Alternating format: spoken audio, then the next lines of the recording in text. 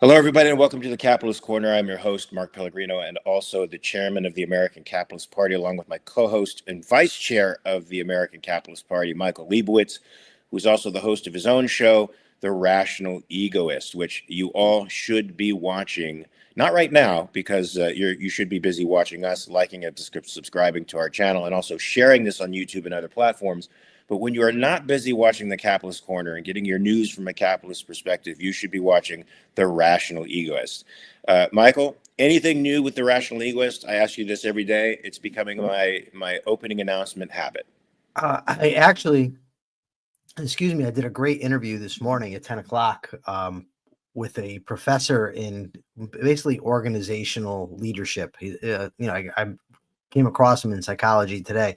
He wrote an essay on the power of no and why hearing no is not necessarily a bad thing. And just a great interview. I anticipated probably being out Thursday. That was a great one. Later on today, when we go off the air, I'm interviewing Christina Laporte, an objectivist who was also a doctor and a best-selling author. I just finished reading her book, and so I'll be interviewing her about that. That will probably be out next week. What's her book? What's her book? Her name sounds super familiar to me. The one that I read today, or I didn't read it today, the one I finished yesterday is a novel called Change of Heart. Really, really good mystery story. Excellent book. I really enjoyed it, and I'm looking forward to the discussion with her. And we've got some stuff coming down the pike that I'm not prepared to advertise yet, but I'm really looking forward to. Good, guys. Get your daily dose of reason or weekly dose of reason, or however often you're able to get the Rational Egoist in. You need that reason like you need water, like you need good food, folks, especially in today's world. We're going to be talking about today's world quite a bit today, and including the nihilism that seems to be blanketing especially the United States, but certainly all over the rest of the globe. Now, Michael, you sent me a bunch of articles as usual, but I wanted to start off with one that I think all of us can relate to from Psychology Today about grieving our heroes. When our heroes die, when celebrities pass away, we go through a grief process like anybody else because these people are in our lives, sometimes our daily lives, and they have affected us. And I know how much the folks from Supernatural have affected the fan base because they come up to us in conventions and tell us all the time that we help them get through a surgery or a traumatic period in their lives, and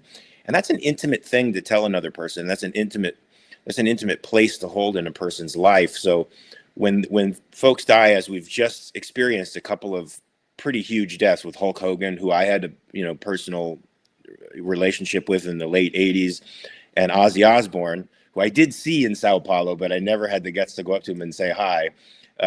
Some folks are, probably going through a grieving process as an era of their life basically passes away. And I wanted to know how you deal with the grieving experience, or if you have similar experiences with heroes in your own life and celebrity in your own life, and how you deal with it. Interestingly, I have seen posts mostly on Facebook from people that I grew up with who were actually, are moved by this. One, said my whole childhood is dying, with Malcolm Jamal Warner, Hulk Hogan, Ozzy Osbourne. Another friend of mine was very sad. He actually was calling me when Ozzy died, when Hulk died, while we were on the air. My phone was ringing. And I think there's a very real thing about mourning the past when it's gone, that it's not necessarily about the individuals involved, but about the era that they represent. I mean, that's the 80s was my childhood, right? I was born in 76. And these are the people. Ozzy I started listening to when I was 5, but wrestling was such a big part of it. And Thursday nights, the Cosby Show, I used to watch. And so it's a very sort of powerful thing. And in the way, like for me, when I think about, for instance, the people that I know that I talk to now that I grew up with or that I knew before I went to prison, they're very adult, right? Like their kids are adults now, off to college, maybe getting their careers, whatever. All that's a blur for me. I never had any of that stuff. So I never had the experience of going to college or of getting an apartment, learning to pay bills, going through my 20s in the party scene and then kind of maturing out of that. It was just teenage rebellion, wildness, craziness. Here, you're 50. Go live. You know what I mean? Yeah. So like I could mourn almost the life that I didn't have because I was in prison. I try not to do that, and I do a pretty good job of it. I don't like to live with regret because it's pointless. There's nothing you can do to change it. So the fact that, you know, these folks from my childhood are dying, I find it sad, but I don't let it bury me because I still have life to live. And if I'm going to spend the life that I'm living grieving, then I'm detracting from what I should be doing. But I do know that there's people that this is affecting. And even, you know, it's not unrelated that I got on Facebook the other day and asked the kids that I grew up with, hey, what do we know? We all grew up in the Wethersfield housing projects. And I said, why don't we have a projects reunion? And I have to think that all these deaths of our childhood heroes impacted that. I like that you say you like life more. You want life more, so you don't get mired in the grief.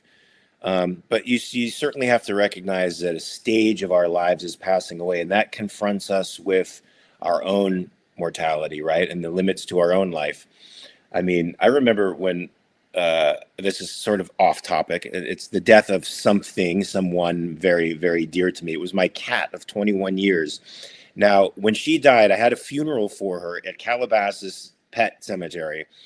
And I cried like hysterically when I saw her in the coffin. But I recognized later on, this is relevant to what we're talking about. I wasn't just crying for her, but for the passing of my mom, for the death of my childhood, for all that the cat represented in my life. And the same thing happens with celebrities. They come to represent eras in our life, like you said, part of our childhood experience. And the way to deal with that grief is to, I guess, as you said, you love life more, but you also you frame their experiences in a way that you understand their value, right? You know what I'm saying? Like you say, you can go back at least and look at their work over and over again and sort of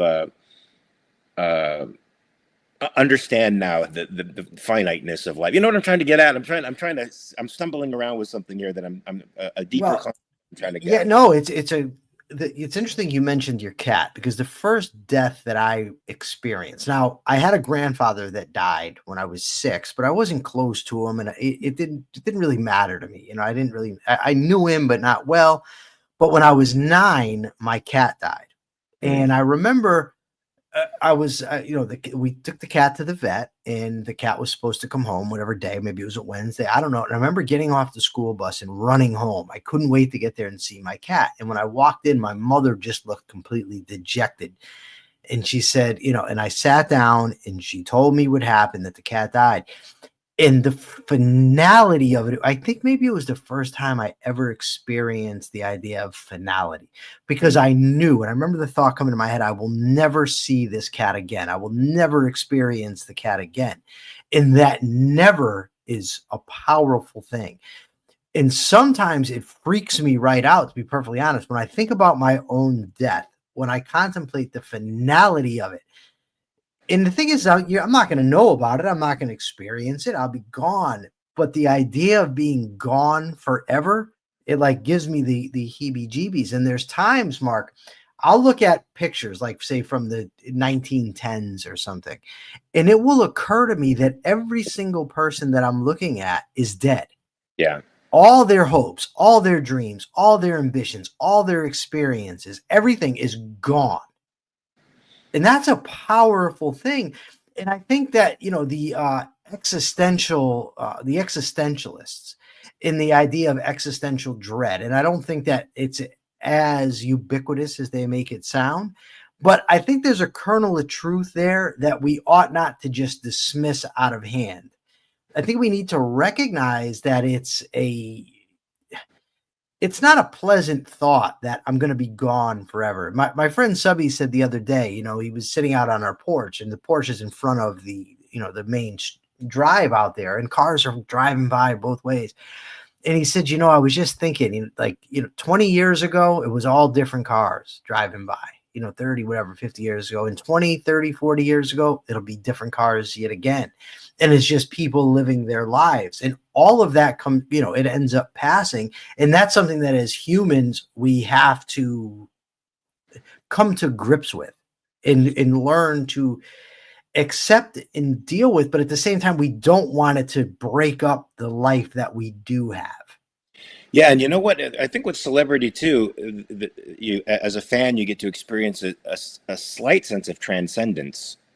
Because you get to review the person's work, and reviewing the person's work gives them a kind of immortality in a way. I mean, they live on further, right? Because you get to enjoy them as living beings, seemingly currently in the moment, and understanding at the same time that life is finite, that person will never make anything new again, but you can still savor their lives and review them. I think that's an important thing.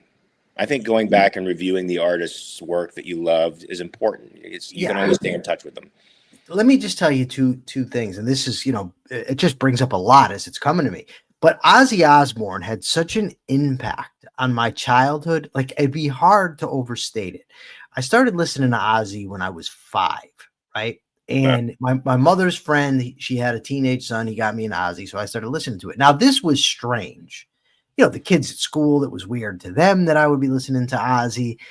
And I went through this thing, like, people used to call me devil boy and devil worshiper. I'd be walking around the block and they'd point at me, and like, that impacted me at a young age, to have people say that type of stuff to me because of the music that I listened to. You're evil, stuff like that.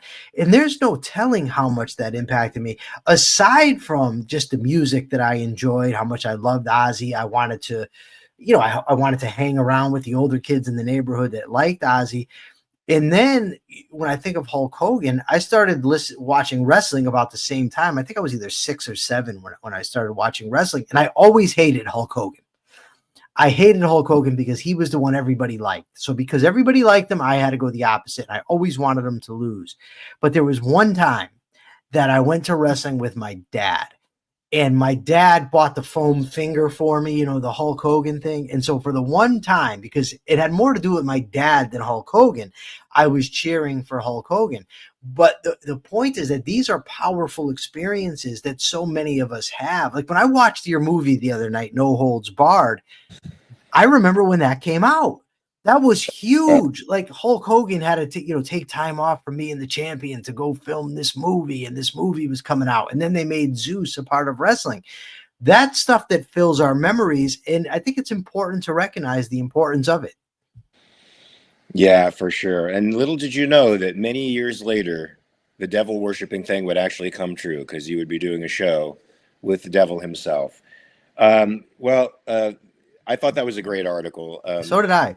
And I really appreciated you sending it, because I think we have to reflect on the finality of life and the finality of death, the absoluteness of it all.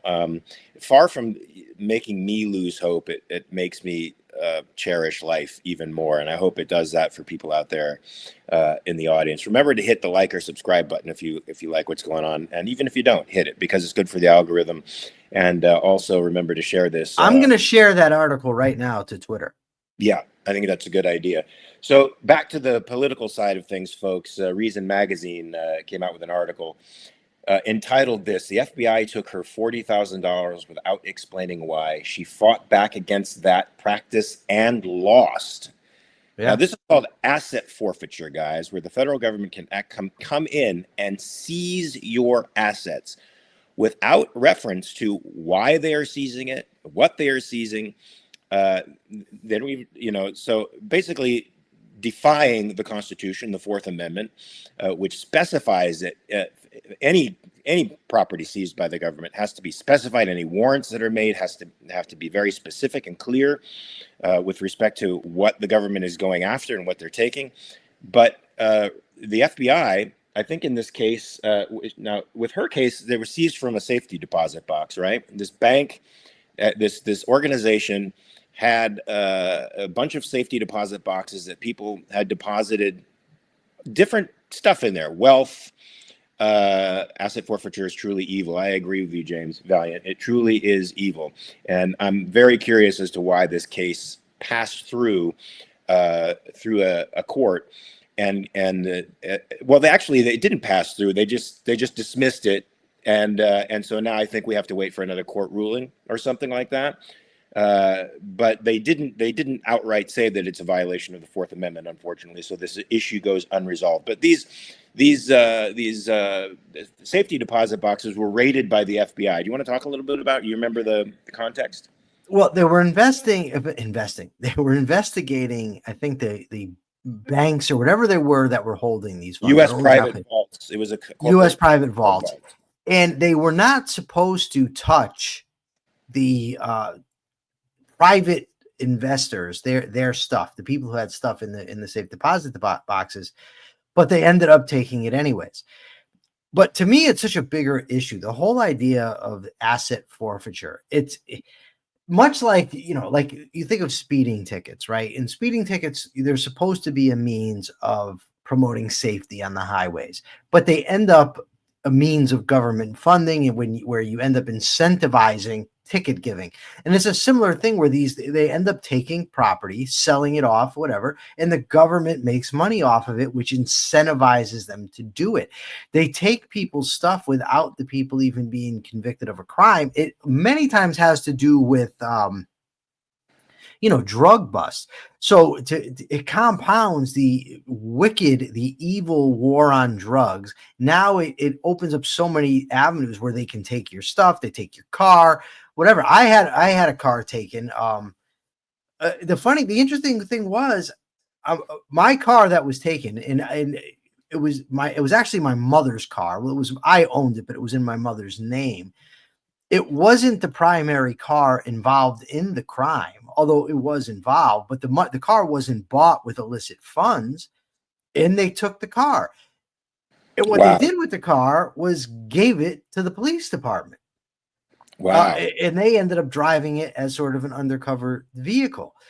And I'm just thinking, like, how does a car that was paid for with legal funds, wasn't the main car used in the crime, but yet you take it, you confiscate it, and give it to the police? It just seems so strange. And honestly, in my case, I could think it being more justified than in many of these cases, because at least I was involved in a violent crime. So they could say, well, if you're going to commit violent crimes with your property, we're going to take it. I don't agree with that, but it makes more sense than just, taking somebody's money out of a safe deposit box because they happen to be investigating. It truly is an evil, evil practice. I've read a lot about it. I wish that I could remember all of the particulars of these things, but it really is a bad, bad practice.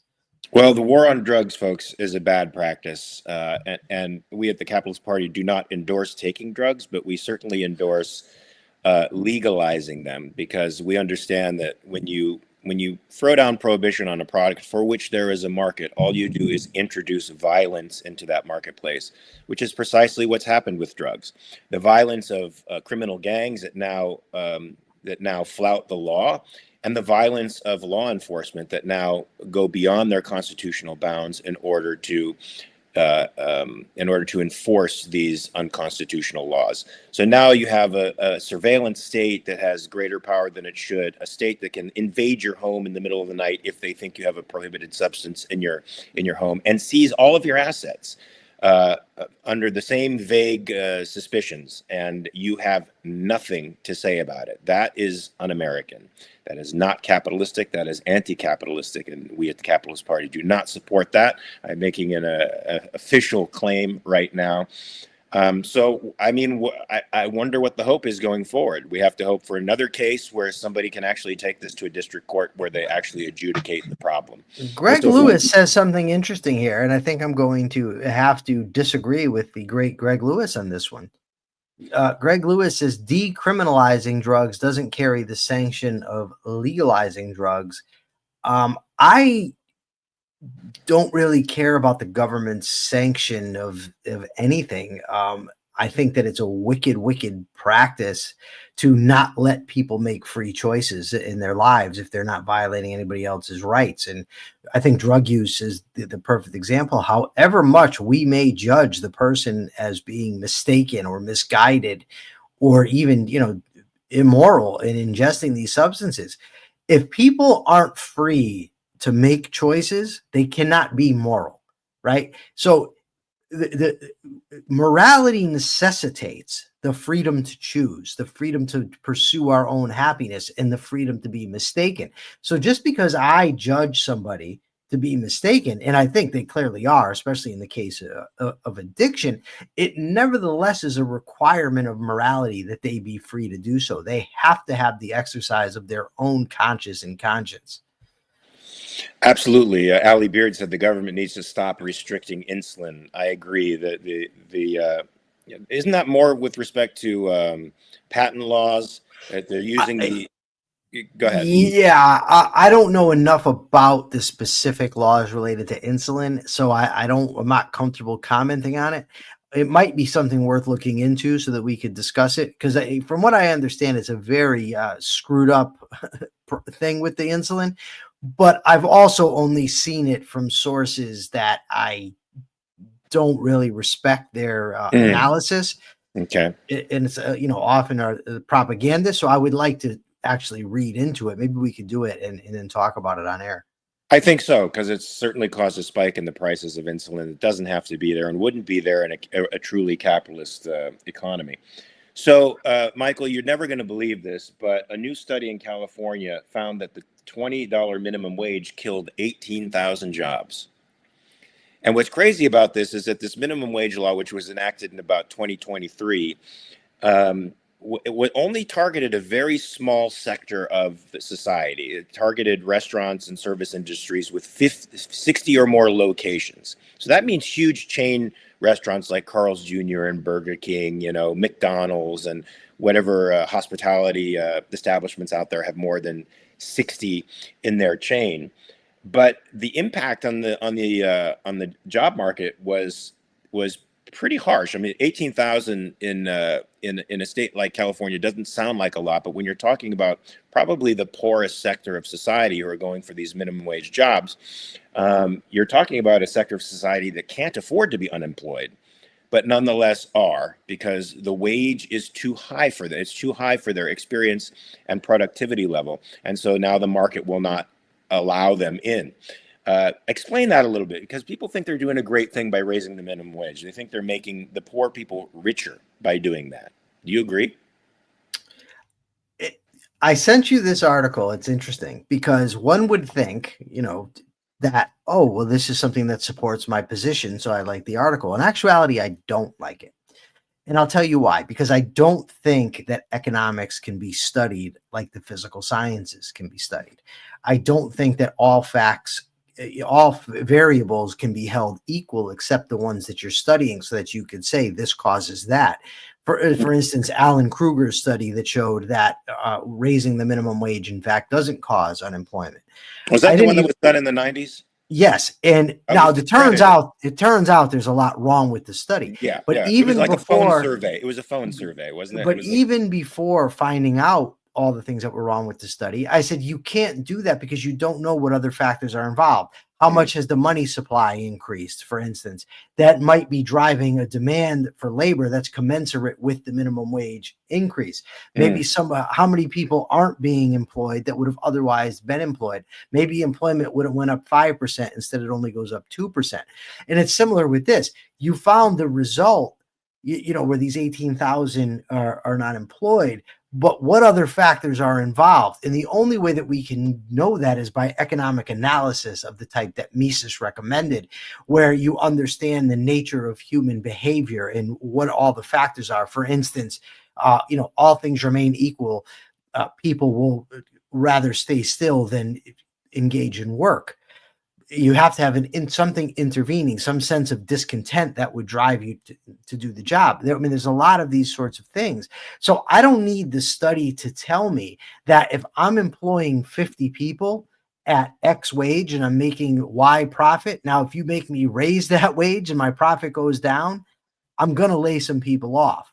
Right? You're going to start economizing. Yeah, for sure. Yes. My understanding of human behavior tells me that in economic analysis. I'm not saying that studies like this are always pointless. They just don't take the place of good economic analysis. And you have to be very careful of going with the post hoc ergo propter hoc conclusion that it follows, therefore it's because of. That requires a reasoned analysis.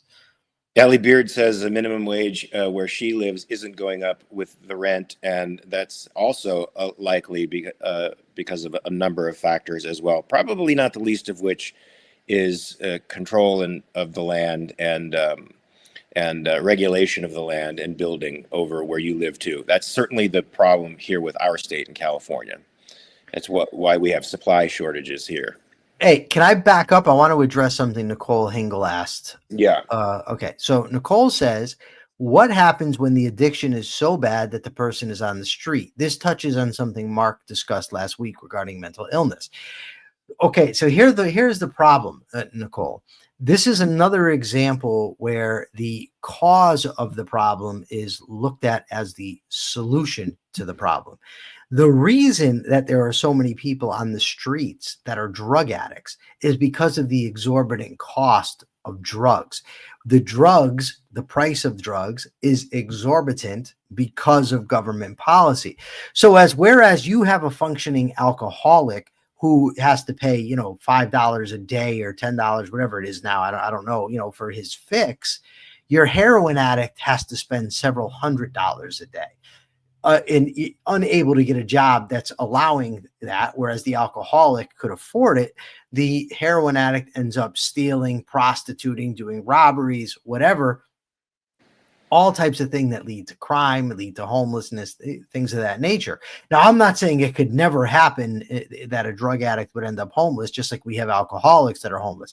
I'm just saying that the problem is greatly exacerbated when the government creates the black market by outlawing it. It drives up prices, and there's all kinds of collateral effects, which we would have less of if the drugs were legal. I agree with you. And I think the American Capitalist Party agrees with you as well. I am speaking for them.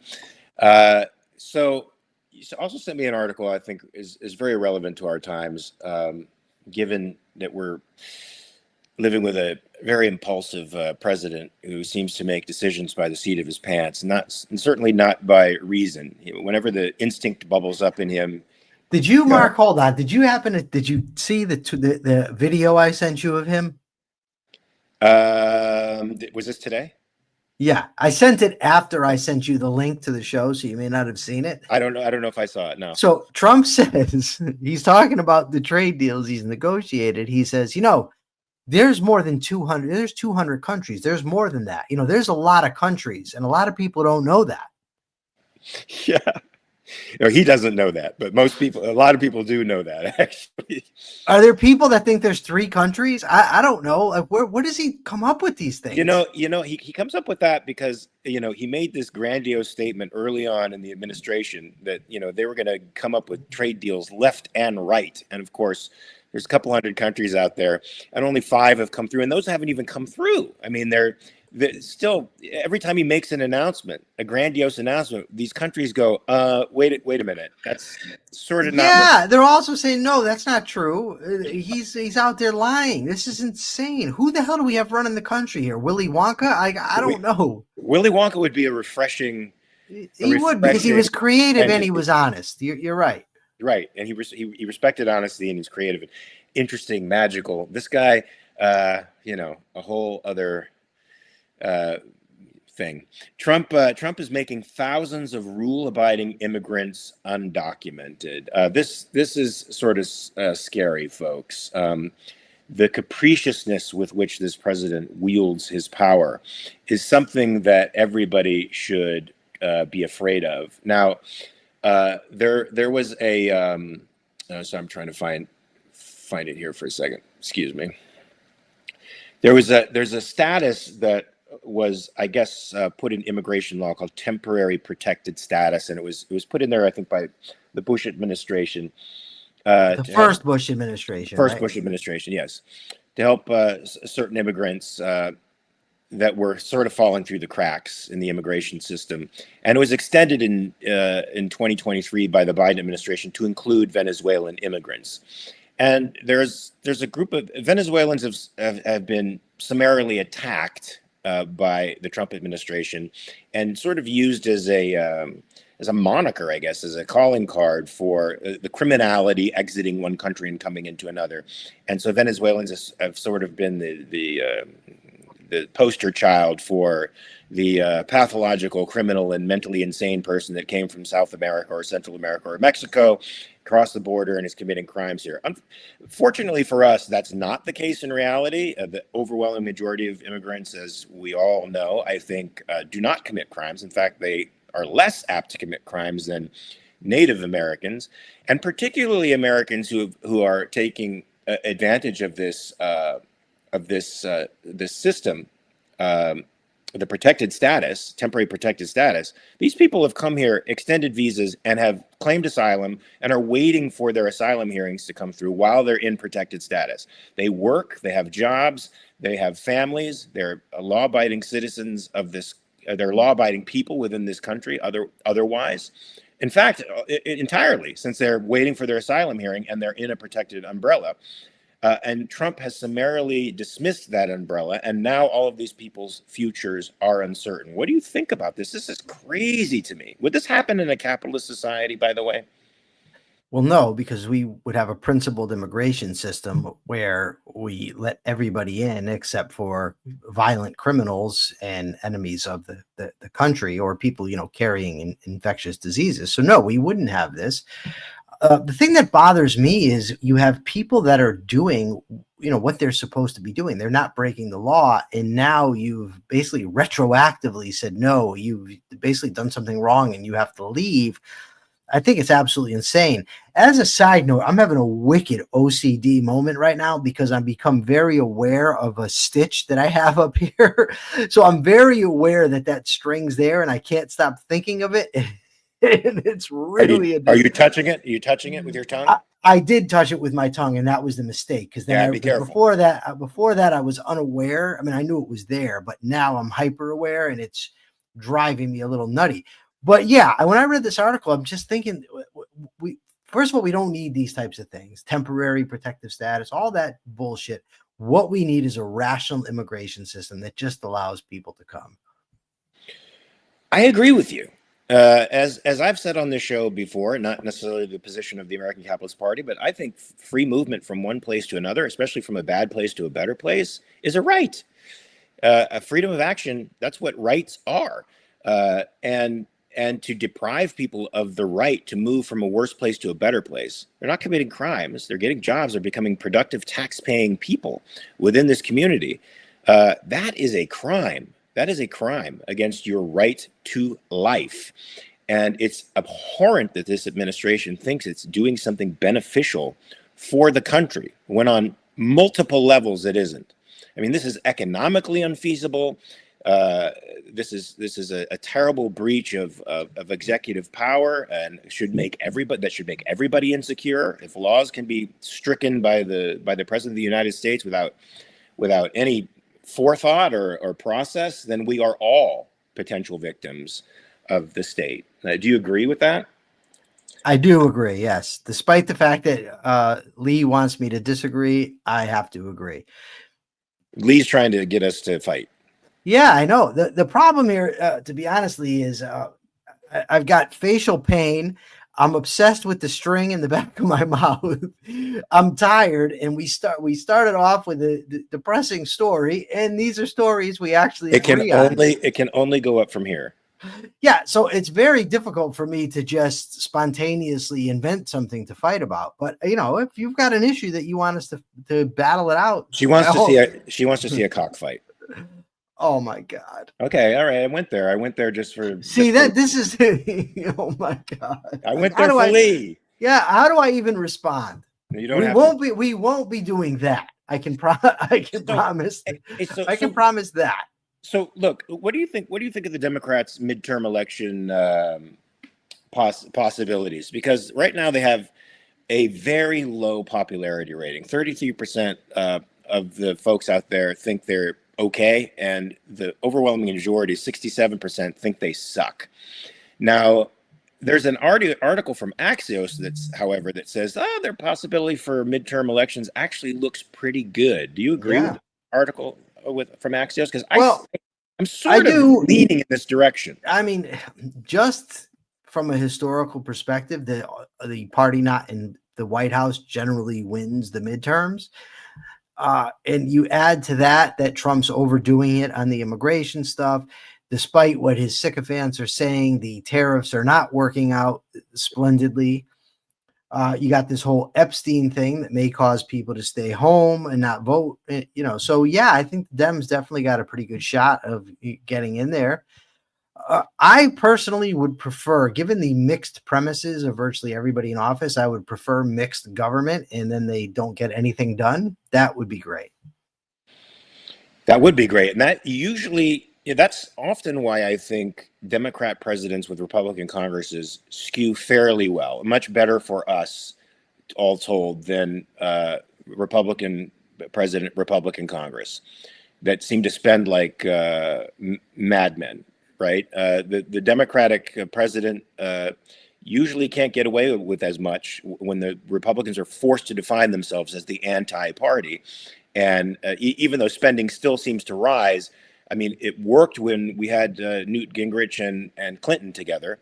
One guy wielded real political power. The other guy was politically savvy and took, I think, some of the reforms that the Republicans were pushing through, made them his own, and made that administration fiscally conservative by comparison to every administration that's come after it.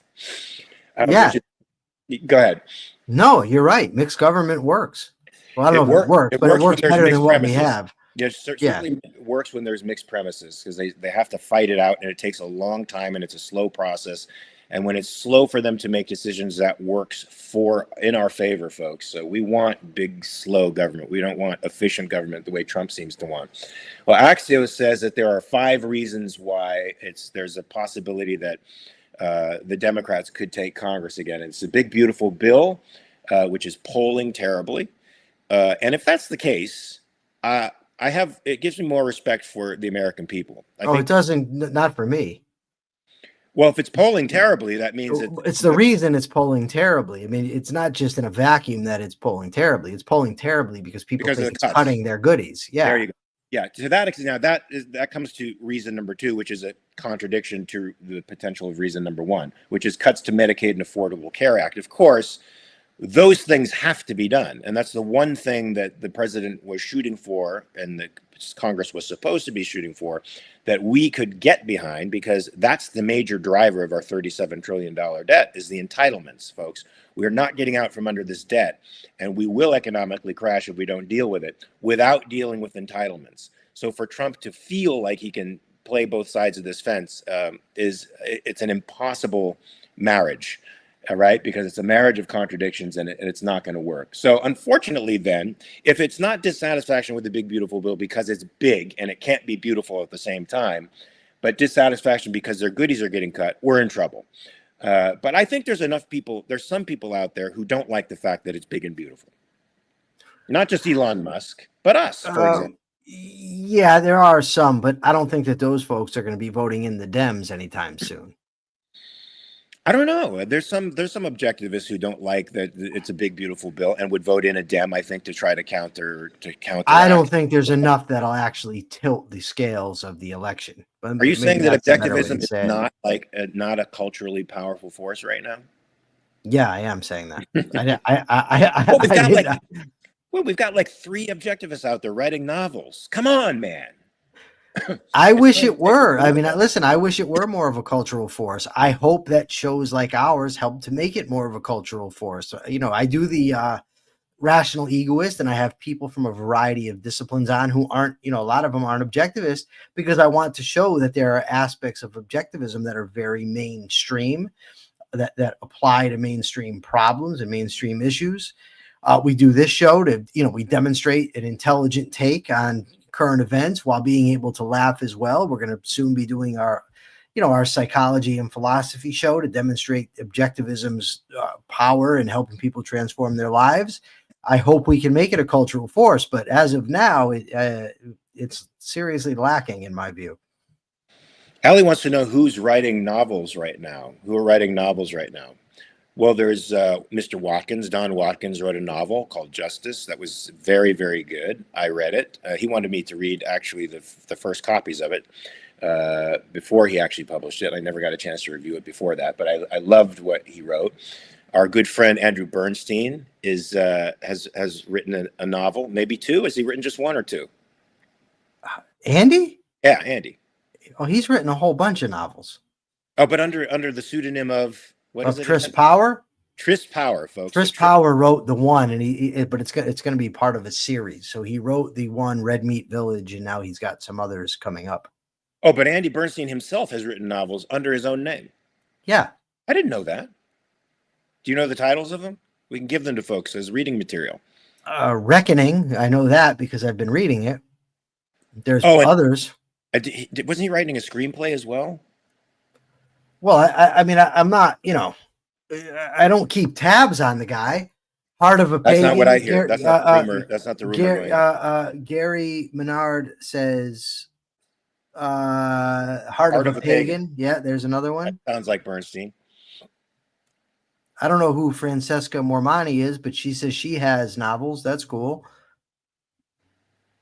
Now we've got other things coming in that I don't know if it's. It gets so overwhelming with the chat. That's I don't right. know. Darth of Eagles. Yeah, that's there's Darth of Eagles. Was that a novel or was he turning that into a screenplay? Because he sent me a manuscript version of that. If you're looking at his manuscripts and you've known the guy for, I don't know, 10 years or so, I forgot it seems about that you should know that he's written novels, but I forgot about that. I didn't know he wrote. I think when he sent me that manuscript, I didn't know that. I thought you were going to say, I think when he sent me that manuscript, I was under the influence. I probably was at the time. So the third reason Axios gives for dissatisfaction with the Trump administration and the possibility of winning the midterm elections is that prices are still high. I know in California, they are crazy still. Eggs have come down, but everything else sucks. And why do you think prices are high, Michael?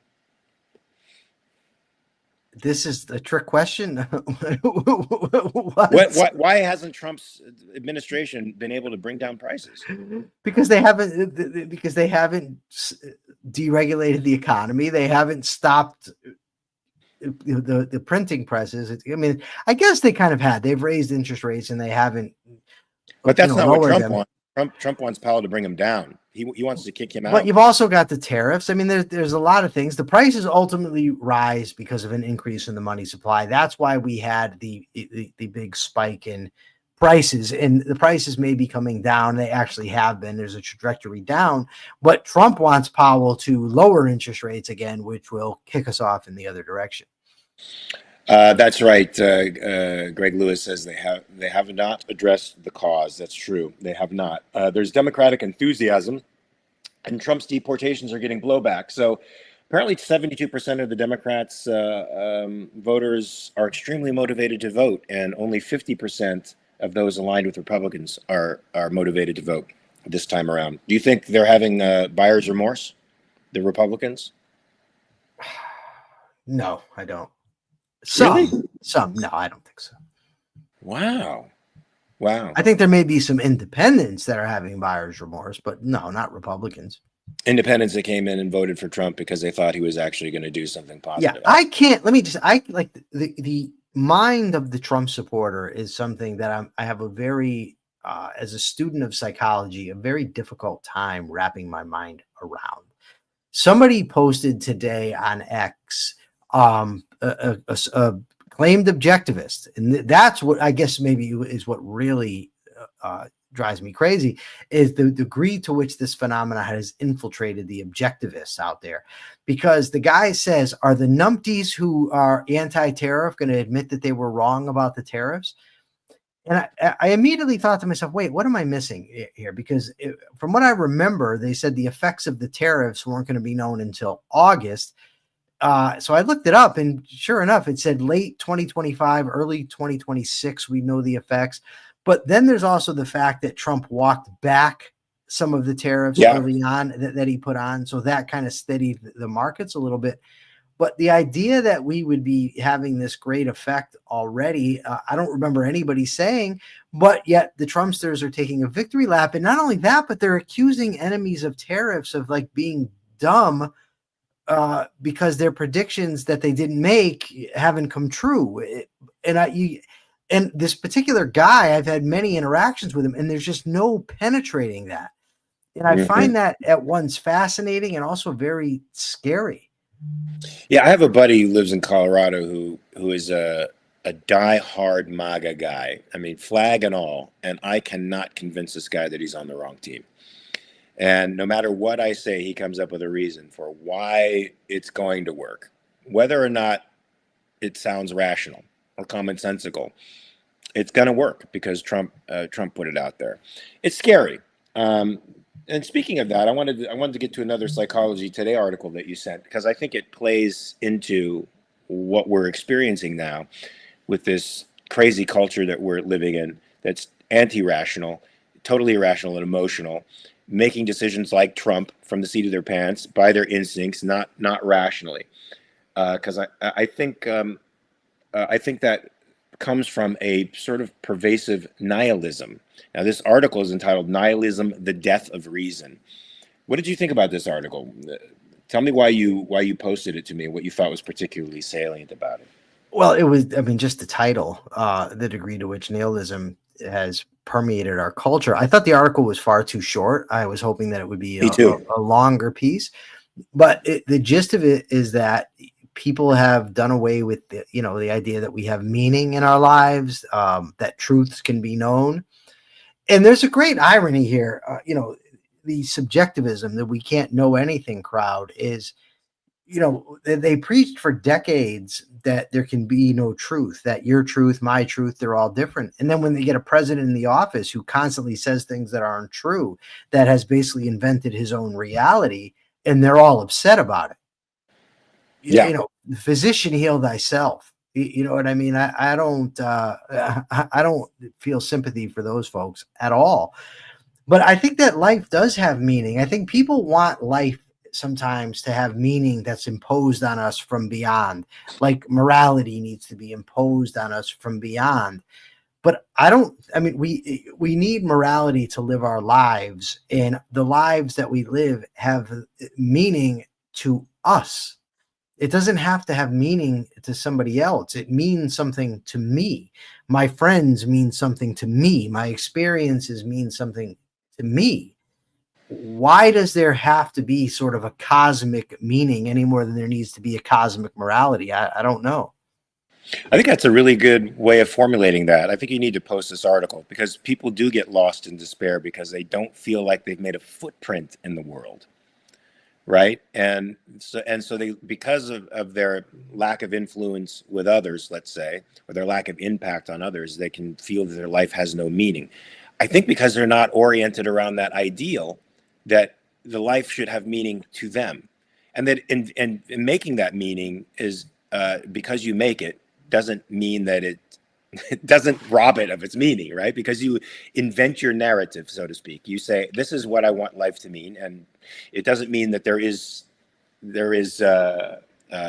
doesn't mean that that there is no value, because you have to make it for yourself. I'm a little disturbed. What happened? Well, there's somebody in the chat that says pork showers FTW. I guess that means for the win. I don't know who that is, but Pork showers. Yeah, at Porcfest, they have the showers that are the showers that everybody can use, and they suck. Like they don't work, they're dirty, they're filthy. But then they have these portable showers but you have to rent them, you have to pay. But when you pay, they have this thing that everybody has to shower together, and you have to shower naked. So, I thought that was what? Yeah. And No. Yeah. So I'm in the at the campsite at Porcfest, and Subby comes over and said, "Hey, I bought us these showers. Oh, that's great. We can go there to shower." He says, "Yeah, the only thing is we have to shower together," and the guy says we have to shower naked. And I'm thinking, you didn't. He had to be screwing with you, man. No, he wasn't. It was the rule. And I said, why? Like, I'm thinking, why wouldn't you ask? Like, what? But I said, ultimately, what the hell do I care? I need a shower. I'm going to go shower. I was in prison, for God's sake. I'm not going to be shy at a festival of libertarians. But later on, I asked the guy, I said, hey, what is this rule all about? And he said, well, I just think it helps people to lighten up. Are you kidding me? No, that's what he told me. He said it makes people more comfortable. It helps people to come out of their shell. He said, listen to them all in there talking. What do you mean weird. They're all in there talking? Weird, man. And yeah, it's freaking weird. He says, plus then if somebody doesn't want to do it, it makes everybody that wants to shower naked. They're going to be uncomfortable. So I just make it the rule everyone has to shower naked. I thought this was very strange. But there's evidently somebody in the chat that knows about this. I don't know who it is. I mean, he's got a T1DAL. Oh, sounds like an imposter.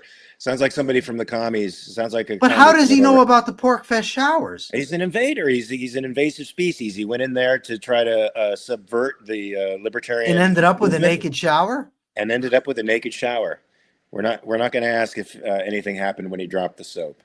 Oh, come on. Come on. We were doing so good. Doing great. I was doing great. No, see, and you had to ruin everybody blames me. I just want to say everybody blames me. Topic. The chat brought up the topic. I didn't mention dropping soap, sicko. I didn't see it in the chat. You did. You brought it up. It attracted you like a fly to you know what, my friend. Oh my goodness. He says, I just got recommended to your channel. I'm a longtime subscriber of the guy who runs the showers. All right, man. Thank you. I take back everything that I said. No, tell him, hey, he can subscribe to the show too. We welcome him. And here's the thing with the American Capitalist Party in the Capitalist Corner, you can be dressed. You can be. We welcome clothing. But wait a minute. If you own the showers and you're loaning them out and purchasing them like that, renting them, then you make the rules. So whoever owns those showers makes the rules. Yeah, of course they make the rules, but it seems like a weird rule. It's a weird rule, but you get to make the rules. So you don't have to shower in there if you don't want to get naked. No, you don't. I mean, look. I was happy. So I think it's telling that you went into that shower where you would be naked with other people.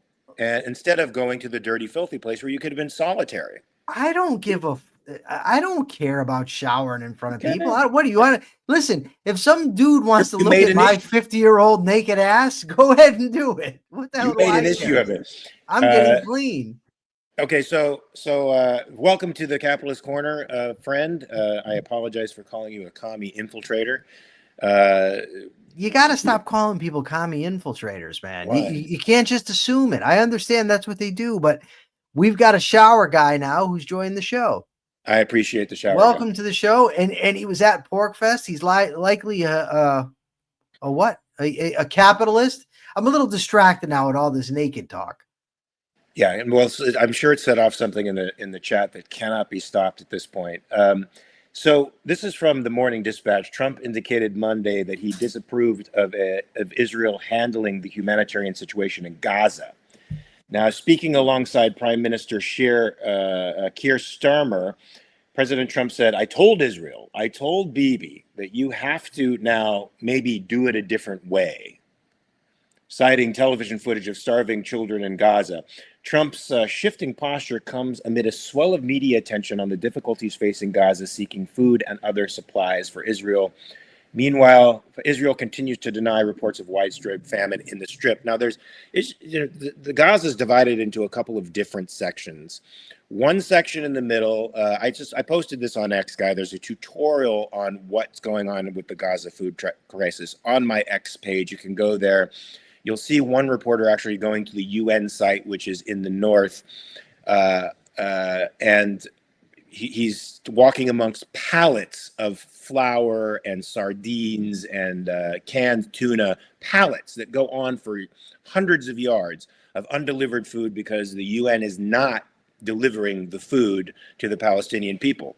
There's a section in the middle of Gaza, which is essentially still a free marketplace where cafes still exist, where restaurants are still thriving, where people are still eating. Apparently, this is where Hamas is centered. So civilization still somewhat exists there. And then there's another section where the United States has formed an organization in conjunction with the IDF to get Palestinian aid directly to the Palestinians. That has been somewhat effective at keeping the aid out of Hamas' hands. So it seems to be that the problem lies with the UN in delivering supplies, and whether or not, we already know that various departments of the UN, UNRWA being one example, were in cahoots with Hamas folks, people who were working for Hamas. So how deep that connection goes, I think, doesn't remain to be seen. We see it in the pallets that are left over there while people are going hungry, and many of the pictures and photographs and PR coming out of Gaza, as we talked about yesterday, is also not real news. And it's super hard to distinguish what's fake from real in today's day and age, because everybody seems to put their spin on the news, and it's super difficult to get at what's objectively true, especially over there. So, but I think that's the problem. It's divided into three sectors, two of which are doing well, one of which is doing poorly, because it's the UN. And what do you expect from a massive government bureaucracy that's in bed with Hamas? Anything to say on this, Michael, before you get to your capitalist thought of the day? No, we have an announcement to make in a second, but the guy says that the shower guy yes, made a recent video recapping his 5-year career running these showers. Oh no. Oh boy. I gotta see it. Can we post this video? We got it. Yeah, if you can get it to me on X or Facebook or wherever, I would love to see this video and what it's all about. Also, the announcement. Sorry, folks, there will be no Capitalist Corner tomorrow. Oh, that's right. I have a big debate tomorrow with Frank Zanu. I've been on his show before, and I'm going to go debate him tomorrow. The subject is morality objective? So, hey, will it be live? No, it won't be live, Okay. But when it comes out, I will be sure to provide the link to everybody. And the capitalist thought of the day, for me, what can I say? We opened the show talking about the death of my childhood. I don't want to call them heroes, but the people that impacted my childhood the most. I mean, they were, like Alex P. Keaton from Family Ties. Free societies are the best societies in which to make friends, to make contacts, to create meaning in our lives. It's not to say you can't do so. People that have struggled through communist societies, I'm sure they've had meaning and have had friends. But the freer I am to interact with others, the freer I am to make important friendships, to make important relationships, and to do meaningful work. And that's just one reason that we should be supporting capitalism. Very good. I like that, Michael. Greg Lewis says, show number 83 has been canceled. No, it's been postponed till Thursday, my friend. So we will see you here Thursday. I know Michael's going to kick ass on the debate, so I don't need to wish him luck. He's got all he needs. And we will see you here Thursday, 9 a.m. Pacific, 12 p.m. Eastern time. And so that gives you a number of hours, folks, a couple of days to check your premises. So do me a favor, man. 47 hours, Mark. 47 hours to check your premises. Thank you very much. And I want the shower guy, especially, I want you to check your premises, my friend. Has this past 5 years been good for you? If not, tell us. If so, tell us. We want to know in 47 hours, my friend. Until then, we'll see you later. Peace. That should make it into Penelope's thing, Mark. This is for the shower guy. Penelope, that's got to be in there. That is. Take care, everybody. Peace.